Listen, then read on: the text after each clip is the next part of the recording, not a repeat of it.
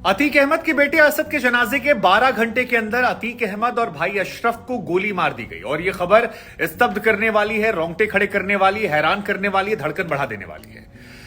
मतलब मैं क्या आपको बताऊं, मैं बुलेटिन पढ़ रहा था आज तक पर और जिस वक्त यह घटना हो रही थी कोई और खबर चल रही थी और सीधी यह खबर आती कान ने बताया था टीवी पर मेरा चेहरा सुन्न पड़ गया। मुझे लगा ये सच नहीं हो सकता। पहले कहा गया गोली चली, मुझे लगा शायद कहीं दूर से गोली उली चली होगी, डराने के लिए कुछ चीजें। लेकिन जब सामने तस्वीरें देखी मैंने तो रूह कपाने वाली थी, कलेजा मुंह को आने वाला था, क्योंकि अतीक और अशरफ को मेडिकल चेकअप के बाद सरकारी अस्पताल से ले जाया जा रहा था। अगल बगल 9 पुलिसकर्मी मौजूद थे और मीडिया के तमाम चैनल जो थे वो उनसे बाइट ले रहे थे। सवाल पूछा गया कि अतीक और अशरफ आप असद के जनाजे में नहीं जा पाए, क्या कहेंगे? और जैसे ही अतीक अहमद ने मुंह खोला और कहा कि असल बात यह है कि गुड्डू मुस्लिम जो है, बस इतने गुड्डू मुस्लिम पे ही एक व्यक्ति करीब आता है और सिर पर, इस तरफ सिर पर बंदूक रखता और गोली मार देता। और क्योंकि दोनों भाई के हाथ में हथकड़ी बंधी थी, अशरफ जब तक हटने की कोशिश करता तब तक अशरफ को भी गोली मार दी और उसके बाद ताबड़तोड़ गोलियां जो हैं वो अतीक और अशरफ को मारी गई, ये सुनिश्चित करने के लिए कि दोनों जिंदा ना बचे। क्योंकि सिर पर गोली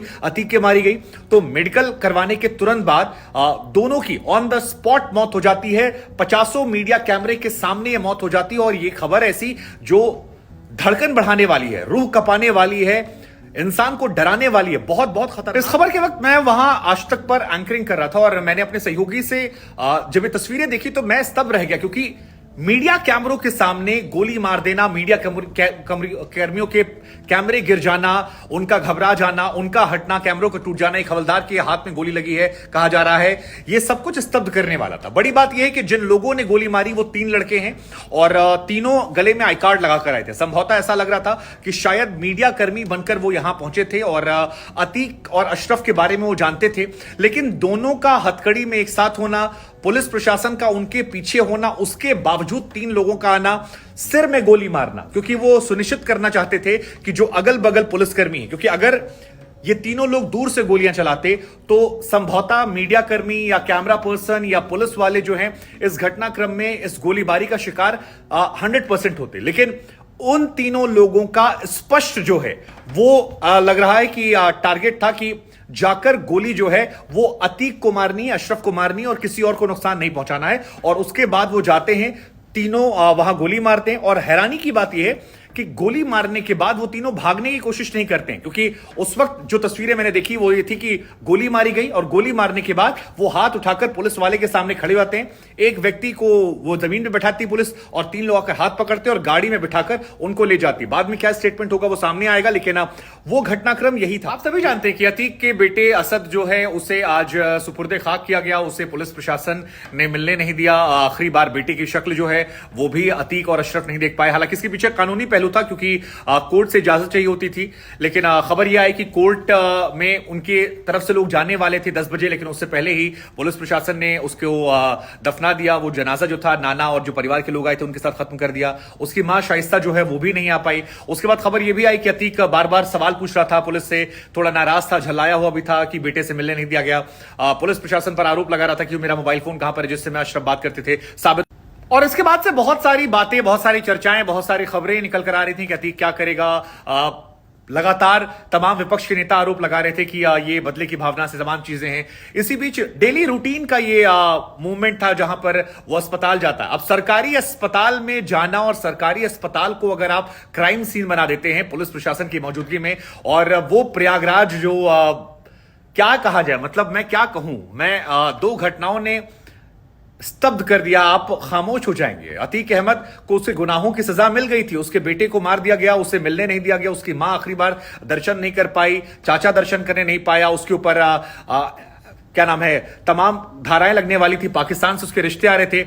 उसके बाद मीडिया कैमरों के सामने सिर में गोली मारना, ये सभ्य समाज में नहीं हो सकता, ये सभ्य समाज की निशानी नहीं है। अब बड़ी बात यह कि कुछ लोग इस घटना को लेकर जश्न मना रहे हैं। वो कह रहे हैं कि इंसाफ हुआ, लेकिन ये खबर पुलिस, प्रदेश, कानून व्यवस्था, सरकार, इकबाल, इन पर बहुत गंभीर सवाल खड़ा करती है। ये कोई जंगल नहीं है जहां पर इस तरह से पुलिस प्रशासन कैमरे के सामने कोई आके गोली मार जाएगा। ये चीजें सिरे से नकारनी चाहिए, सभ्य समाज में स्वीकार्य नहीं है। पुलिस प्रशासन को लेकर बहुत सारे सवाल जो है खड़े हो रहे हैं, क्योंकि पुलिस ये जानती थी कि ये दोनों बहुत बड़े माफिया हैं। वो कह रही थी कि ये बड़े गैंगस्टर हैं, इन्होंने बहुत सारी हत्याएं की हैं। डीजीपी पहले भी कह चुके थे कि इन पर हमला हो सकता है, इनकी सुरक्षा को लेकर सवाल है।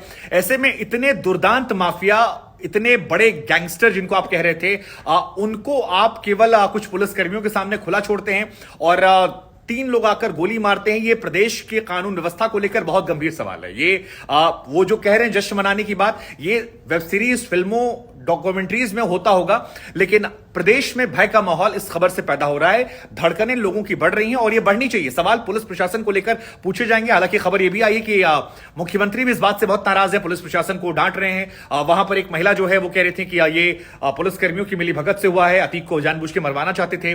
पुलिस प्रशासन, कुछ रिपोर्टर्स कह रहे हैं कि अतीक के बहुत सारे दुश्मन जो हैं वो प्रयागराज में थे। मुझे नहीं पता सच्चाई क्या है, ना मैं पुलिस प्रशासन हूं, ना मैं सच जानता हूं, लेकिन मुझे ये पता है कि ये जो घटना हुई है ये रूह कपाने वाली है। और कोर्ट के ऑर्डर के बाद अगर किसी आदमी को आप ले जा रहे हैं और वहां उसे पुलिस के सामने गोली मारी जा रही है, तो यह बहुत दुर्भाग्यपूर्ण भी है। इस घटना के बाद एक हाई लेवल मीटिंग जो है वो बुला ली गई है। पुलिस प्रशासन से, अधिकारियों से योगी आदित्यनाथ मुलाकात कर रहे हैं।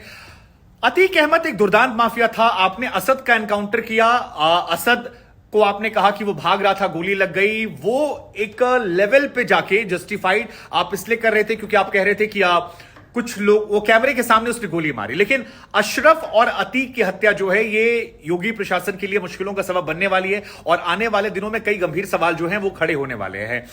इस घटना ने एक्चुअली में डरा दिया। ये बहुत बहुत बहुत अनफॉर्चुनेट घटना है, क्योंकि पुलिस की मौजूदगी में कोई गोली कैसे मार सकता। और आप आगे वक्त बढ़ने के साथ देखेंगे कि इस घटना को लेकर कोर्ट कचहरी में परेशानियां बढ़ेंगी। इस घटना को लेकर सदन विधानसभा में होगा। लेकिन ये घटना जो है, इस बारे में जो इंटरनल जानकारियां निकल कर आई हैं वो ये कि 3 लोग थे, उन्होंने मीडिया के कार्ड जो है वो पहन रखे थे। आधे घंटे पहले तक किसी ने कोई कदम वहां नहीं उठाया था और जो भी जिसका मन था वो यहां पर आ जा रहा था। आधे घंटे आखिरी में जब पुलिस की वैन पहुंची कुछ गाड़ियां मेडिकल करवाने के बाद, तब इजाजत दी गई है और उसके बाद लोगों को आना जाना बैन कर दिया गया था। लेकिन मेरे सहयोगी जो समर्थ वहां पर थे वो कह रहे थे कि उस बीच पुलिस प्रशासन के लोग जो हैं उनमें अगर कोई व्यक्ति आ गया होगा पहले से तो उसका आना नजदीक आसान था। और क्योंकि अतीक और अशरफ जो है उनके सबसे नजदीक मीडिया था, तो मीडिया बनकर मारना बहुत आसान था और वही इस घटनाक्रम में देखने को मिला। बहुत बहुत सबसे हैरान करने वाली बात यह कि जिस वक्त यह घटना घटित हुई उस वक्त पुलिस प्रशासन के तमाम आला अधिकारी वहां मौजूद थे, केवल दरोगा सिपाही नहीं थे। हालांकि यहां पर मूवमेंट के दौरान प्रयागराज पुलिस थी। प्रयागराज पुलिस जो है वही एक जगह से दूसरी जगह पर अतीक अहमद को ले जा रही थी। अतीक के साथ उसका भाई को मौजूद था और पुलिस ये जानती थी कि ये दोनों को लेकर मामला जो है वो बहुत सेंसिटिव है। और ऐसे में 3 आदमियों का आना, गोली मारना, चले जाना, केवल अतीक के सिर में गोली मारना, वो अब परेशान करेगा पुलिस को। और ये जंगलों में होता है, ये इंसानों के बीच में नहीं होता है और ये सरकार कहीं से भी जस्टिफाई नहीं कर सकती इसे। सरकार, पुलिस प्रशासन कोई भी जस्टिफाई नहीं कर सकता है। ये पुलिस की उतनी बड़ी ही ना, ये उससे बड़ी नाकामी है जो उमेश पाल के साथ हुआ था। उमेश पाल के साथ जो हुआ, उस वक्त वहां पर कैमरे नहीं थे, उस वक्त पुलिस प्रशासन को अंदेशा नहीं था। वो एक घटनाक्रम को अंजाम दिया गया, अशरफ का एनकाउंटर हुआ। लेकिन ये घटनाक्रम जो है इसमें पुलिस प्रशासन, मीडिया सभी ट्रैक कर रहे हैं। और क्या सुरक्षा व्यवस्था इतनी कमजोर थी कि वहां पर यह मार देना। ये खबर उत्तर प्रदेश या देश के इतिहास में हमेशा याद रखी जाए, किस तरह से इस घटना को अंजाम दिया गया, कौन वो लोग हैं, क्या सजा उन्हें मिलेगी, क्या उनके साथ भी ऐसा कुछ होगा। ये सारे बहुत सवाल है। लेकिन एक अनफॉर्चुनेट घटना है और बहुत बहुत डराने वाली घटना है, प्रदेश में भय बनाने वाली घटना है। 3 लोगों का जिक्र है जो फिलहाल खबर आई है। क्या ही कहा जाए, मेरे पास शब्द नहीं। आप क्या सोचते हैं इस घटना पर? कमेंट जरूर कीजिएगा।